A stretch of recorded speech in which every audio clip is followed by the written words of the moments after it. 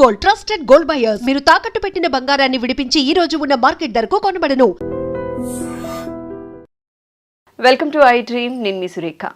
కంటి మసక సమస్యతో చాలా మంది బాధపడుతూ ఉన్నారు. అయితే ఇది తగ్గాలి అంటే ఇంట్లోనే ఎలాంటి రెమెడీస్ పాటించాలి ఇవాళ తెలుసుకుందాం. ఈరోజు మనతో పాటు ఉన్నారు ప్రముఖ నాన్ సర్జికల్ ఆయుర్వేదిక్ డాక్టర్, సురక్ష ayurvedic clinic founder doctor Purna Rajeshwari గారు. వారితో మాట్లాడదాం. నమస్కారం అండి. నమస్తే అమ్మా. ఎలా ఉన్నారు? బాగున్నామ్మా, థ్యాంక్ యూ. అమ్మ, జనరలీ ఏంటి అంటే ఇప్పుడు కంటి మసక బారిపోయింది, బారిపోతుంది, మసకగా కనిపిస్తుంది అంటున్నారు. ఆపరేషన్స్ వరకు వెళ్తూ ఉన్నారు. అయితే ఈ సమస్య బారిన పడకుండా ఉండాలి అంటే ఎలాంటి జాగ్రత్తలు తీసుకోవాలంటారమ్మా ఒక ఆయుర్వేదిక్ డాక్టర్గా మీరు? అంటే కంటి గురించి సర్వేంద్రియాణం నయనం ప్రధానం అంటాం కదమ్మా. అంటే మనకి ఇంద్రియాలు పంచ జ్ఞానేంద్రియాలు, పంచకర్మేంద్రియాలు అని చెప్పేసి 10 రకాల ఇంద్రియాలు ఉంటాయి అన్నమాట. సో ఇంద్రియాలు అంటే వాటి ద్వారా మనకి రిసెప్టర్స్, మనకి బాడీకి కావాల్సిన సెన్సేషన్ రిపర్. ఐస్ ఉన్నాయనుకోండి, చూపు చూడడం వల్ల మనకి చాలా నాలెడ్జ్ వస్తుంది, చెవులు వినడం వల్ల చాలా నాలెడ్జ్ వస్తుంది. మాస్టర్ చెప్పే పాఠాలన్నీ చెవుల్లో నుంచి కదా ఉంటాం. అలాగే నాలుక ద్వారా టేస్ట్ తెలుస్తుంది, చర్మం ద్వారా స్పర్శ, ఇలా అన్ని జ్ఞానేంద్రియాలు కర్మేంద్రియాల వల్ల మనకి రిసెప్టర్స్ అన్నమాట. బాడీలో మనకి నాలెడ్జ్ని క్రియేట్ చేసేవి అవి. సో వాటిల్లో సర్వేంద్రియాణం నయనం ప్రధానం అంటాం. అంటే ఈ 10 రకాల ఇంద్రియాల్లో కళ్ళు చాలా ముఖ్యమైన. కళ్ళు ఒక్క చూపు చూస్తే మొత్తం నాలెడ్జ్ వచ్చేస్తుంది కదా. ఒక్కసారి కళ్ళు మూసుకుంటే అసలు ఏం కనబడదు, దేవుడు తప్పించి ఆ దైవత్వం శక్తి తప్పించి ఇంకా వేరే ఏం కనబడదు మనకి. సో అందుచేత ఏంటంటే కళ్ళని చాలా జాగ్రత్తగా కాపాడుకోవాలి. అది ఏంటంటే మనకి దురదృష్టం అనుకోవాలి. మనం చాలా అభివృద్ధి చెందుతున్నాం అంటే అసలు ఎంత నాలెడ్జ్ అంటే సో మచ్ ఆఫ్ నాలెడ్జ్ మనకి తెల్లారేసరికి వచ్చేస్తుంది. ఫోన్స్ ద్వారా కానీ, లేకపోతే టీవీ ద్వారా కానీ, న్యూస్ పేపర్ ద్వారా కానీ సో మచ్ ఆఫ్ నాలెడ్జ్ వచ్చేస్తుంది. అంటే మోర్ దెన్ సఫిషియెంట్ నాలెడ్జ్ అనమాట. సో అందులో కళ్ళతోటి ఎక్కువగా మనం నాలెడ్జ్ని, పేపర్ చదవాలన్నా కళ్ళే చూస్తాం, టీవీ చూడాలన్నా కళ్ళే అవసరం, నెట్లో ఏది ఇన్ఫర్మేషన్ కావాలన్నా కానీ, సెల్ ఎక్కువ వాడాలన్నా కూడా కళ్ళే ముఖ్యం అనమాట. సో అందుచేత మనకు తెలియకుండా కళ్ళని ఎక్కువగా ఉపయోగించడం అనేది ఫస్ట్ ఫ్యాక్టర్.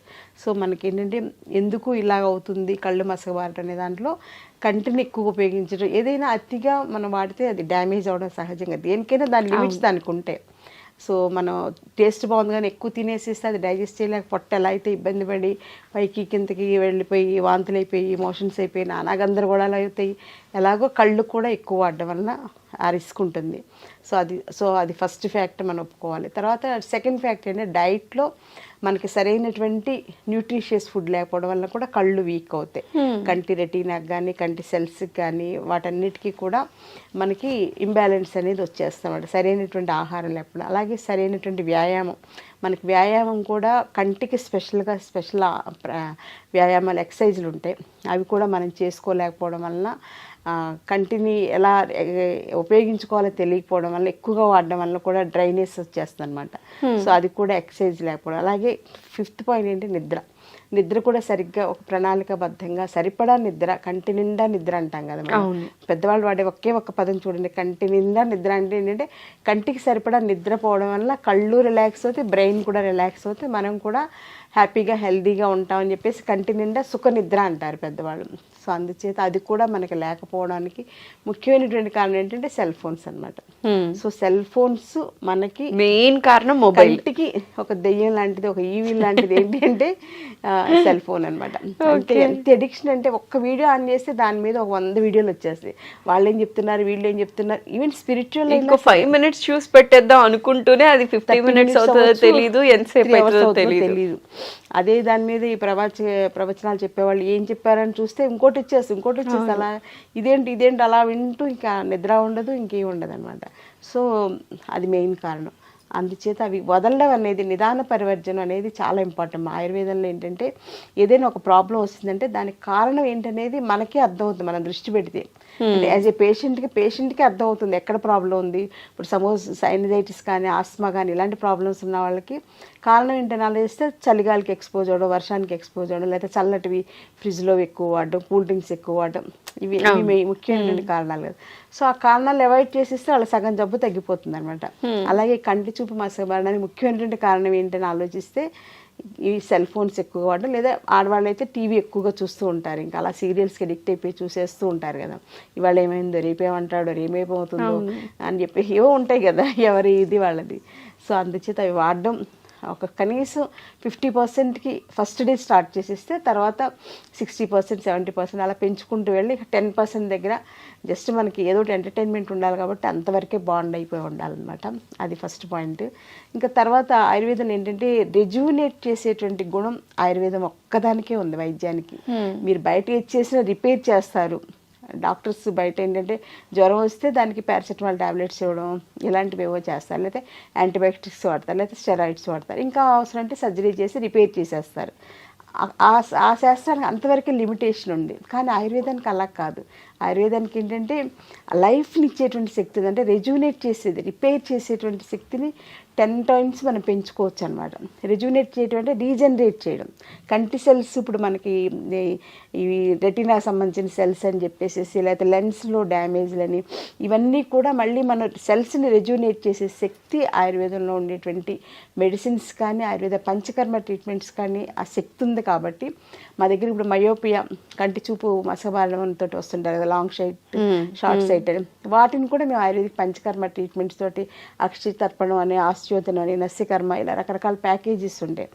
వాళ్ళకి వాళ్ళ స్టేజ్ని బట్టి ప్యాకేజ్ తోటి సెట్ చేస్తే పిల్లలకి చిన్నప్పుడు ఇంత సోడా బుద్ధి అద్దాలతో తిరుగుతూ ఉంటారు కదా 6th class 7th class, వాళ్ళకు కూడా మనం అద్దాలు మాన్పించేయచ్చు అనమాట. కండిషన్ సప్లై ఏంటంటే వాళ్ళు సెల్ ఫోన్స్ వాడకూడదు.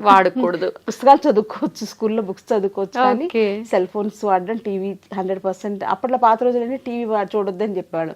ఇప్పుడు ఏంటంటే కంపల్సరీగా సెల్ ఫోన్ వాళ్ళకి లేకుండా చేసి మనం ayurvedic line of treatments plan చేస్తే మయోపియా లాంటి ప్రాబ్లమ్స్ తగ్గించవచ్చు. అలాగే పెద్దవాళ్ళకి వచ్చేటువంటి మ్యాక్సిలరీ డీజనరేషన్ అని చెప్పేసి, ఇంకా డయాబెటిక్ రెటినోపతి అని చెప్పేసి, తర్వాత ఐస్ కూడా స్పెషల్గా ఆటోఇమ్యూన్ డిజార్డర్స్ వస్తున్నాయి, రెటినైటిస్ పిగ్మెంటోజా అని చెప్పేసి, ఇలాంటివి కూడా మనం ఆయుర్వేదిక్ లైన్స్లో రెజ్యూనేట్ చేసేలాగా, మళ్ళీ రీజనరేట్ చేసేలాగా సెల్స్ని, బాడీని కూడా, అంటే కంటి సెల్స్తో పాటుగా బాడీని కూడా రీజనరేట్ చేయాలి మనం.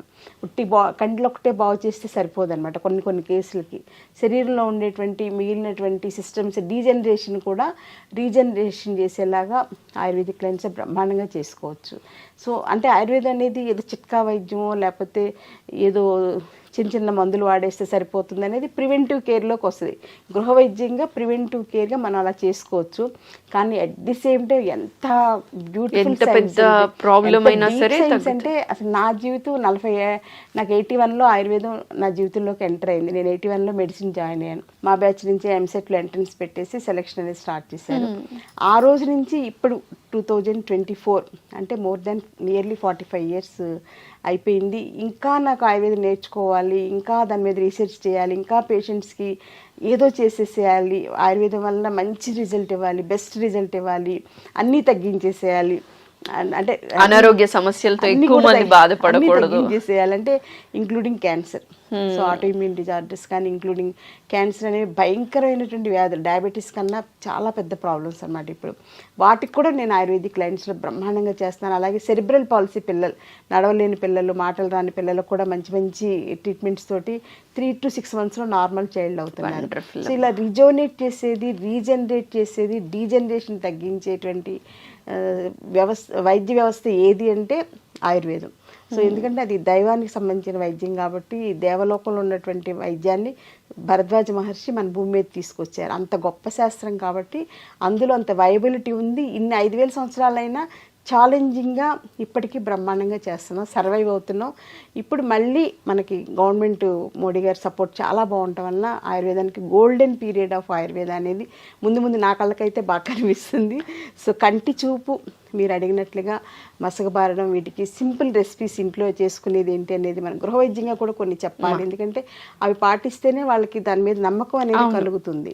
అందుచేత దానికి ఏంటంటే రోజు పొద్దున్నే ఉసిరి చూర్ణం ఒక 1/2 స్పూన్ ఉసిరి చూర్ణం తీసుకుని అందులో కొంచెం తేనె కలుపుకొని పొద్దున్నే పరగడుపున నోట్లో 4కి అప్లై చేసుకుని నెమ్మదిగా చప్పరిస్తూ మింగేసేయాలి. ఉసిరి చూర్ణం అనేది చాలా ఇంపార్టెంట్ అమ్మ. అలాగే ఉసిరి సిరప్ అని బయట దొరుకుతుంది, అదైతే థౌజండ్స్లో ఉంటుంది, వేస్ట్ అంత డబ్బులు ఖర్చు పెట్టడం. ఉసిరికాయలు దొరికే సీజన్లో మనమే ఎండబెట్టుకుని ఉసిరి చూర్ణం తయారు చేసుకోవచ్చు, లేదా మార్కెట్లో దొరికేదైనా కొంతవరకు ఓకే. అది సింపుల్, ఈజీ అనమాట. అలాగే గుంటగలగరాకు ఉంటుంది కదా మనకి, పాత రోజుల్లో గుంటగలగరాకు పొలాల్లో నుంచి తెచ్చుకుని చక్కగా పచ్చడి చేసుకునేవాళ్ళు, అలా మనం ట్రై చేయొచ్చు. గుంటగలగరాకు పచ్చడి తినలేమంటే అందులో నేనైతే కొంచెం గోంగూర కూడా వేసేసి పచ్చడి చేస్తాను అనమాట. గుంటగలగరాకు గోంగూర కలిపి పచ్చడి అయితే పిల్లలు కూడా, మా అబ్బాయి కూడా హ్యాపీగా తినేస్తాడు. మా అబ్బాయికి ఎలా మంచి ఫుడ్ పెట్టాలని నేను మ్యాక్సిమం ట్రై చేస్తున్నాను. ప్రతి తల్లికి అది కోరిక కదా. నెక్స్ట్ థర్డ్ పాయింట్ ఏంటంటే, ఇంకా కళ్ళను కూడా ఉసిరికాయ నీళ్ళతోటి కడుక్కోవడం. ఉసిరికాయలు రాత్రిపూట నీళ్ళలో నానబెట్టేసి తీసుకుని ఉంచుకుని ప్రొద్దున్నే లేచినంటే మనం ఎలా అయితే టంగ్ క్లీన్ చేసుకుంటో అలాగా కళ్ళని ఉసిరికాయ నీళ్ళతో కడుక్కుంటే ఇక్కడ ఉండేటువంటి బ్యాడ్ ఇదంతా కూడా బయటకు వచ్చేస్తుంది. అలాగే రాత్రిపూట పడుకునేటప్పుడు కొంచెం చల్లటి కర్చీఫ్ని నీళ్ళలో ముంచి దాన్ని ఇలా కంటి మీద వేసుకోవడం వల్ల కంటి మీద ఏంటంటే వేడి ఎక్కువ ఉంటుంది. కంట్లో ఆలోచక పిత్తం అని మనకు 5 రకాల పిత్తాలు ఉంటాయి శరీరంలో. కంట్లో ఉండేది ఆలోచక పిత్తం అనమాట. ఆ పిత్తాన్ని మనం ప్యాసిఫై చేయాలంటే, తగ్గించాలంటే కంటి మీద చల్లటి క్లాత్ వేసుకుని ఉంచుకుంటే కొంతవరకు ఉపయోగపడుతుంది. అలాగే కంటికి హెయిర్ డైస్ కూడా వాడడం మానేయాలి. దానివల్ల కంటి చూపు మెరుగుపడుతుంది. కంటికి చూపు మెరుగుపడాలంటే హెయిర్ డైస్ వాడడం మానేయాలి. సో హెయిర్ డైస్ వల్ల అంత సైడ్ ఎఫెక్ట్స్ ఉన్నాయి కాబట్టి అది కూడా కేర్ తీసుకోవాలి. అలాగే షాంపూస్ కూడా మంచివి కాదు, ఇప్పుడు కెమికల్ బేస్డ్ కాబట్టి కుంకుడుకాయలతోటి తలస్నానం చేయడం ఇలాంటివన్నీ కేర్ తీసుకోవాలి. అలాగే డ్రైనెస్ ఆఫ్ ఐస్ ఇప్పుడు మోస్ట్ కామన్ కాబట్టి ఎండలో తిరిగేటప్పుడు గ్లాసెస్ పెట్టుకోవడం, బయట బళ్ళ మీద అవి తిరిగేటప్పుడు హెల్మెట్ పెట్టుకోవడం, కంటికి గ్లాసెస్ పెట్టుకోవడం, ఎక్కువ తిరగకుండా ఉండడానికి ట్రై చేయాలి. ముఖ్యంగా సమ్మర్ వచ్చిందంటే బాగా మార్నింగ్ 11 to 4 ఎండకి ఎక్స్పోజ్ అవ్వకుండా ఉంటే కళ్ళని మనం కాపాడుకున్నట్లే. అలాగే ఆహారంలో కూడా ఫ్రైస్, పికిల్స్, నాన్ వెజ్ తగ్గించుకుని ప్రతిరోజు భోజనంలో ఉసిరికాయ పచ్చడి, మనకి పాత రోజుల్లో నల్ల పచ్చడి అని ఉండేది కదమ్మా. ఉసిరికాయ పచ్చడి పట్టేశాక దంచేసి చేసుకున్నాక అది నల్లబడిపోద్ది, రోజుకి ఎర్రగా ఉండదు. సో దాని పేరే నల్ల పచ్చడి అనమాట. అది రోజు ప్రొద్దున్నే తీసుకోవడం వల్ల, మొదటి ముద్దలో అది వేసుకుని తీసుకోవడం వల్ల కంటి చూపు చాలా బాగా మెరుగుపడుతుంది. సో ఈ రకంగా చిన్న కేర్ ఇంట్లో చేసుకుంటూ పెద్ద ప్రాబ్లమ్స్ ఉన్నప్పుడు దీనికి ఇంతేలే పరిష్కారం లేదు అని వదిలేయకుండా ఆయుర్వేదిక్ డాక్టర్స్ ఉన్నారు. ఆయుర్వేదం ఇప్పుడు శాస్త్రీయంగా చేసి రీసెర్చ్ చేసి నాకన్నా ఇంకా ఎంథ్యూజియాస్టిక్ చేసేవాళ్ళు బోల్డ్ మంది డాక్టర్స్ ఉన్నారు. అలాంటి వాళ్ళ సంరక్షణలో కంటి చూపుని మళ్ళీ మనం కాపాడుకోవచ్చు. ఇందాక చెప్పినట్టు సర్వేంద్రియాణం నయనం ప్రధానం కాబట్టి కంటిని మనం పాపలా కాపాడుకుంటే కంటి పాప మనకి జీవితానికే వెలుగునిస్తుంది.